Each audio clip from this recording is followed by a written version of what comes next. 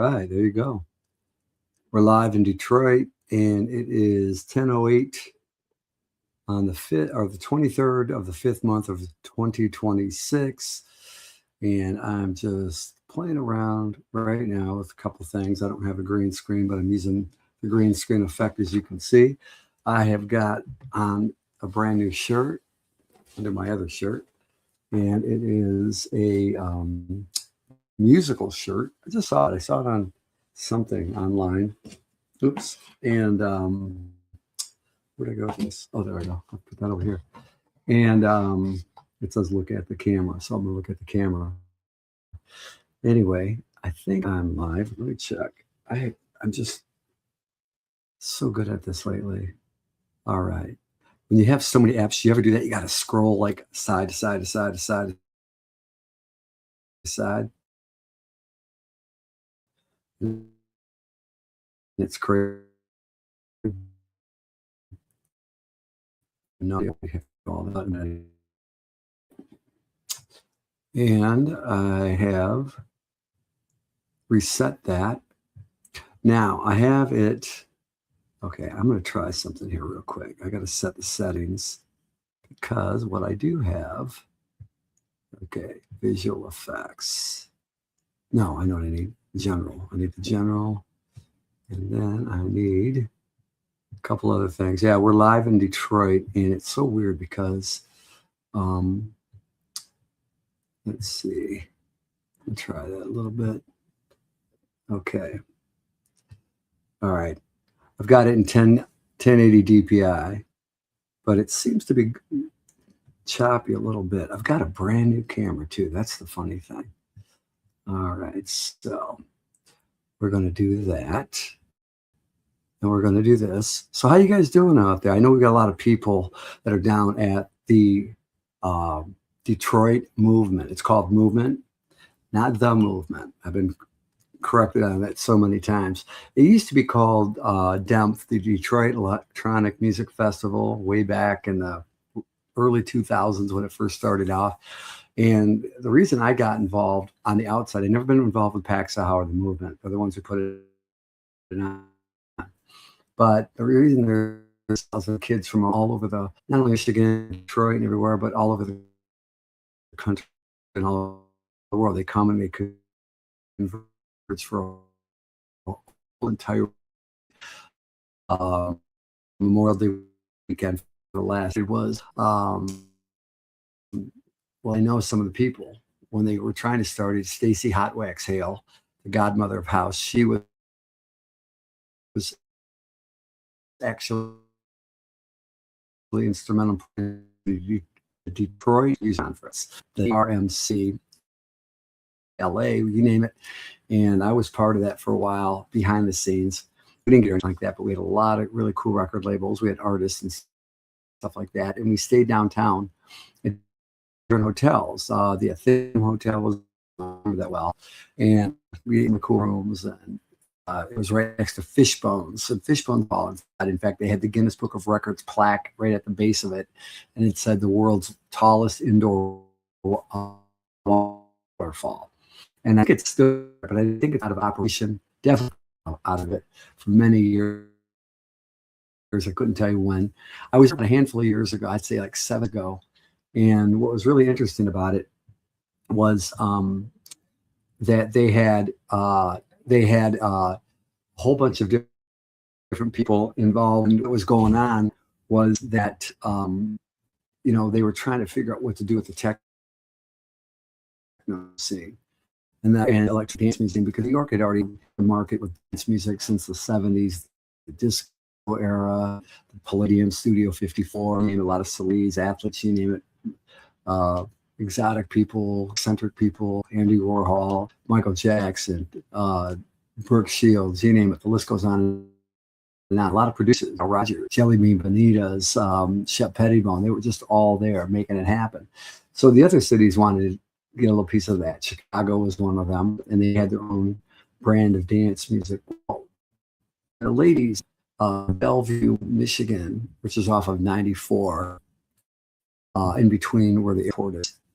the Detroit Metropolitan Airport. They have the city called Bellevue, and there was these three guys, Kevin Saunderson, Juan Atkins, and they and put together this electronic dance music. And Kevin had created this sound. I forgot her name. I think it was Paris Gray, who's vocalist on a couple major hits. One was called Big Fun, and they've got a million versions of that now, but they played it like it was radio gold.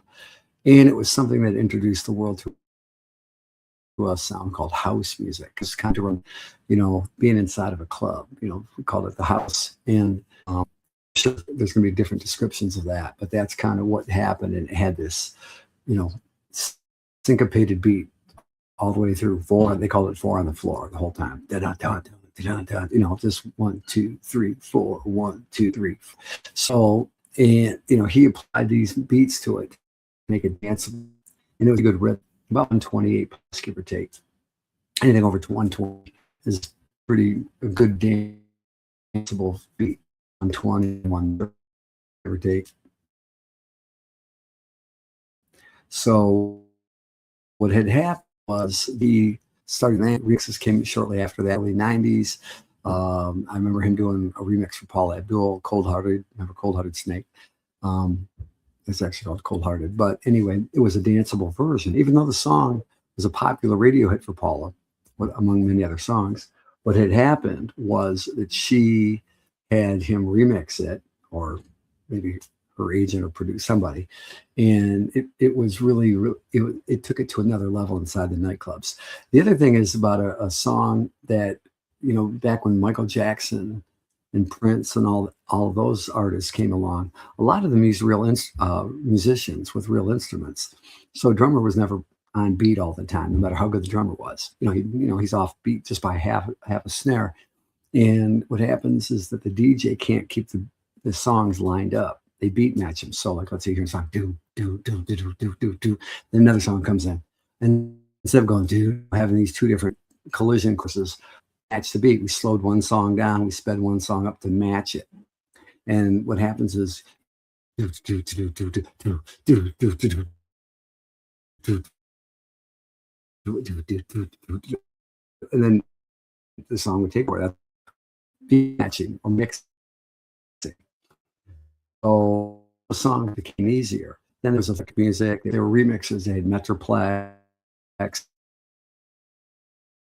had all these different sounds, really underground. And you never heard them on the chart. They never won any awards. But for years, this whole vibe, being right off the country, Detroit actually made more money. As Jay Godfather, who's from here, who owns a couple nightclubs and is performing downtown Detroit. I think he did today earlier. He's considered one of the top DJs in the world. He's a friend of mine. Hey, Brian. And I just saw him a few months ago at a party. We hung out for several hours, him and his wife, Harmony. And, he's been very instrumental with making that vibe alive in Detroit. Now, it's usually more for the younger people, but the irony is that most of those DJs that still exist that are very popular, and they're pretty much royalty, Kevin Saunderson, Derek May, Stacey Hale, and Godfather, they're either in their late 50s or early to mid 60s. Some of them are approaching 70.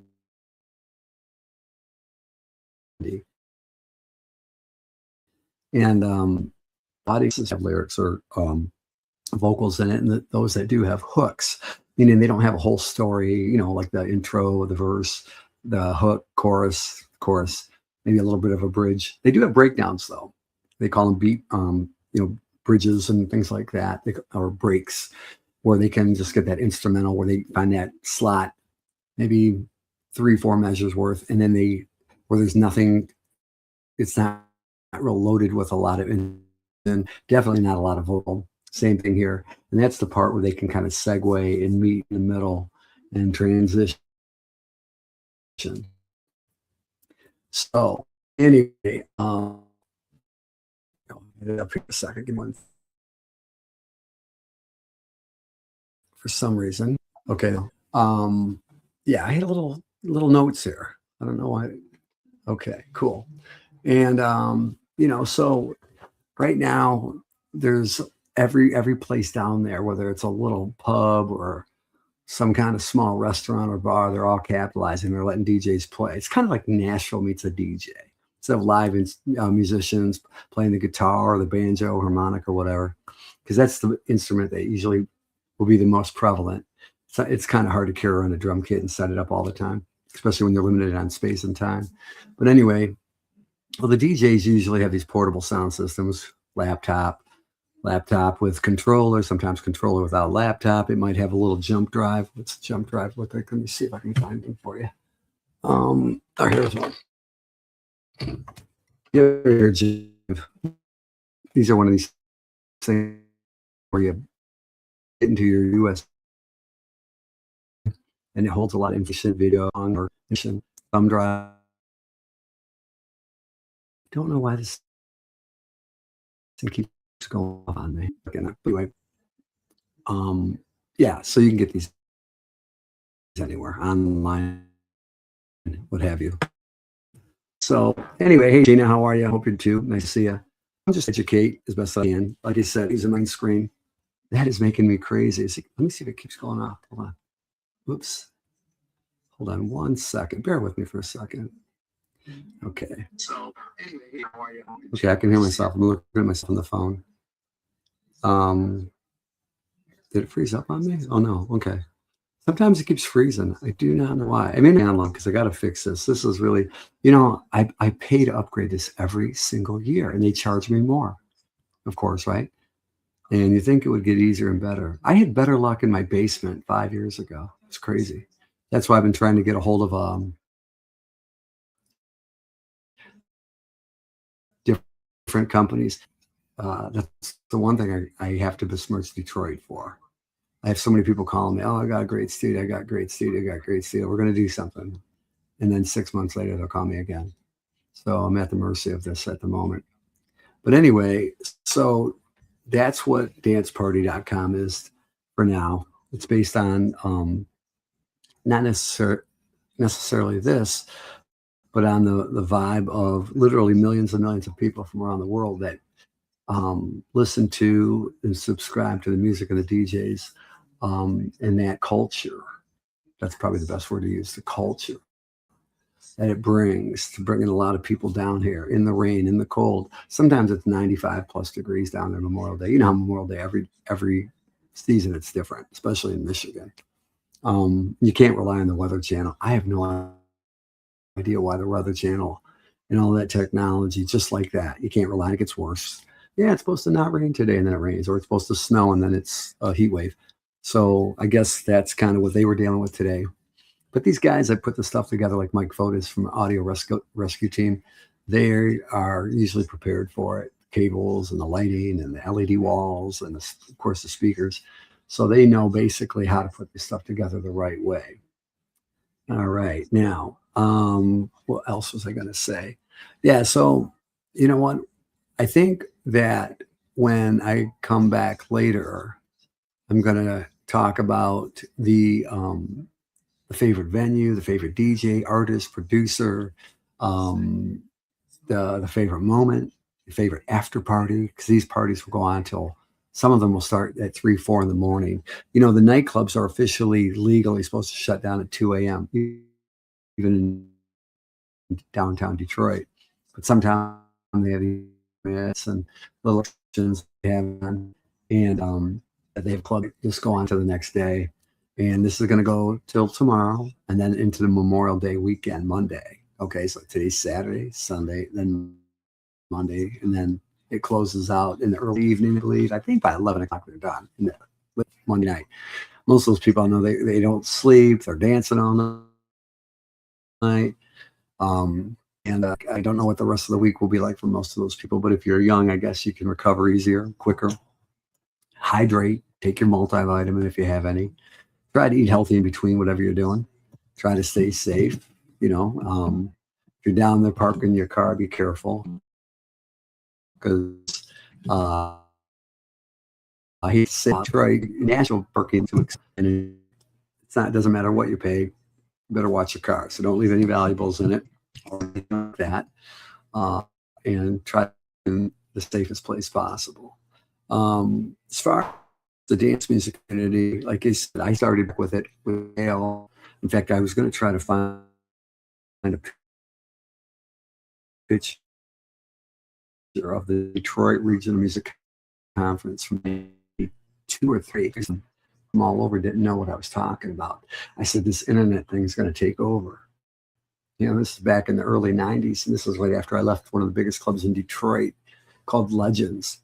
And Bob Seger's, some of his band members were owners of it. And there's a few other people, my Uncle Nick. He's not really my Uncle Nick, but I love him like an uncle. He likes him like a nephew. So he asked me to work down there, and it became one of the biggest clubs in Detroit's history. In fact, DJs that went a lot of reasons.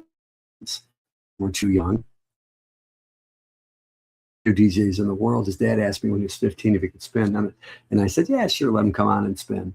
I remember there was DJs in the city of Detroit that weren't really allowed to play in the club. I'd let them spin. I even had old Denise and Dennis Rodman and all those guys come and hang out. And Benny Burton in there, Magic Johnson. Let's see, Shaquille O'Neal.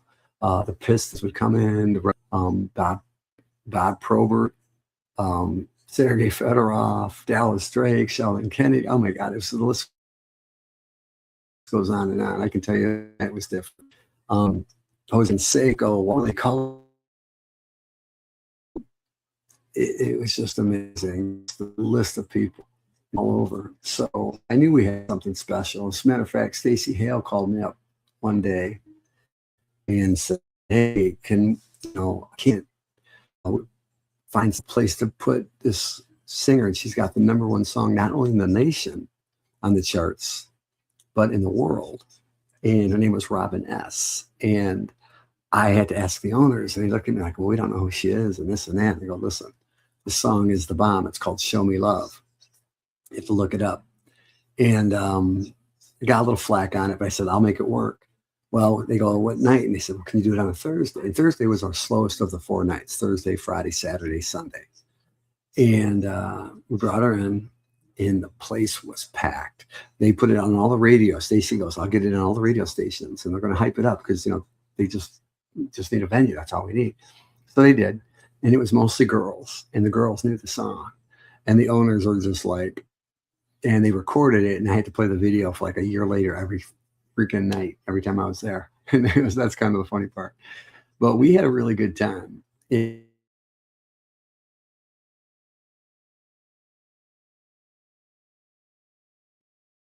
Why it's doing that. The Wheel of Death, it seems like.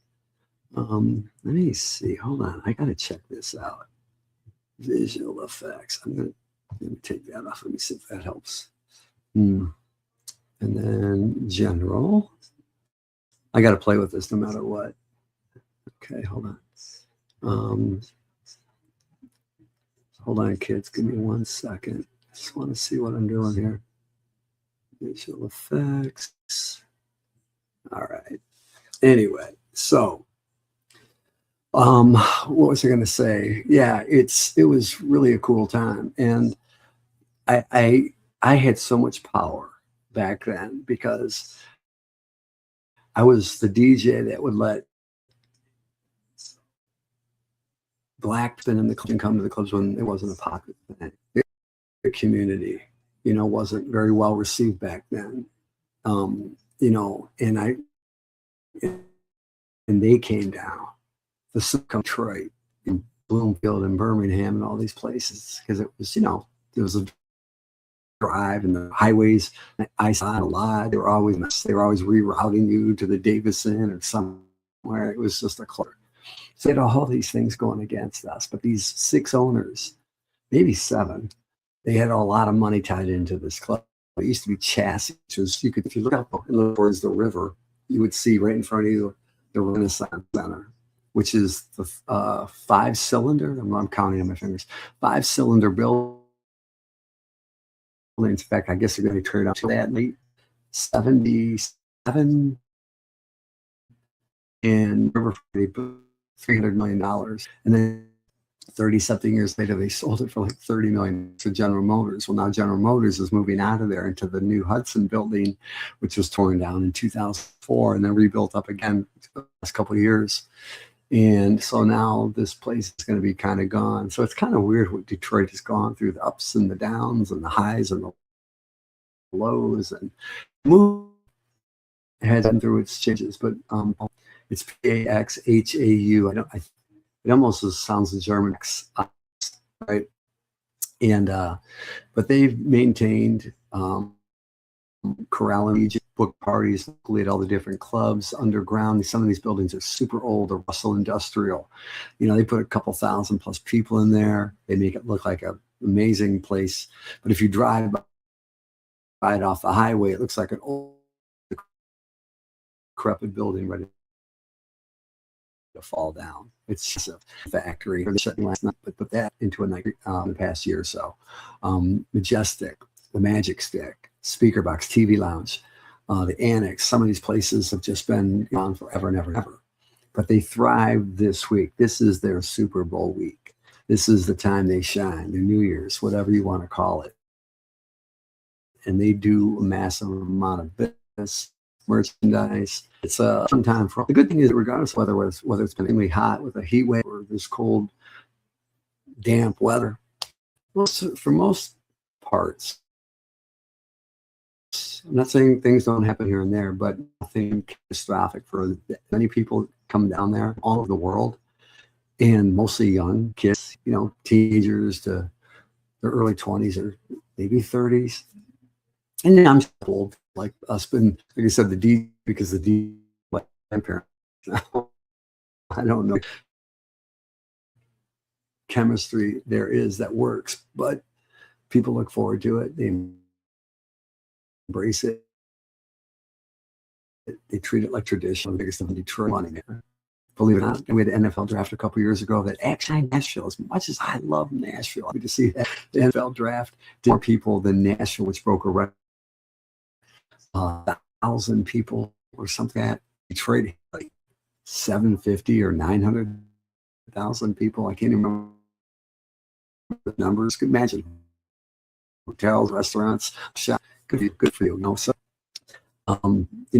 Detroit may not embrace everything I did, but I was always an opponent. I was always an advocate. I didn't make any money working for those companies. I made very little as a DJ in Detroit, packing places, literally dollars every year. Those owners are still alive, and I know them. 34 years later, I know that dates me. They're all in clothes, but and I'm not trying to be younger than them. I just don't see people can't do it. I just can't. It's always been my phobia. It's a fun kids. That was my goal, really. But anyway, so now I'm kind of a dad to the behind the scenes kind of factor, and I hope that this becomes something better with or without me, and just gonna have fun with it. I'm doing them different right now. Nashville, it's Detroit. And it's taking a lot of money, but okay, it's like a hobby, or going fishing or bowling or golf. It costs you money. Most people doing a golf pro $1, but the rest of the people have to spend tens of thousands to join a country club, take golf lessons, golf bags, golf clubs. So I really can't complain. The only thing I can complain about is that this I got the Wi-Fi right here, unlimited. It's crazy. I've got it dedicated to this. So I do apologize for the technical, but the show goes on. Add a little color to it, and hopefully that your kids are out there, they're safe. Your grandkids are. If you go down, and that's about it. All right, so go enjoy, support. One of the cool things behind, so even if, and that's about it. All right. Enjoy yourself. Enjoy the move. Enjoy move 2026, and have a great Memorial Day. Be safe, warm. Find something to play. Oh, here we go. I like this one.